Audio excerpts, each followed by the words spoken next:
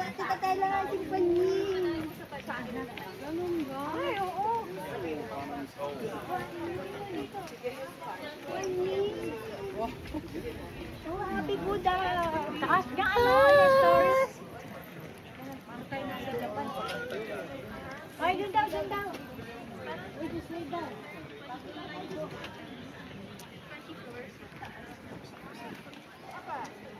Hi, Dichi.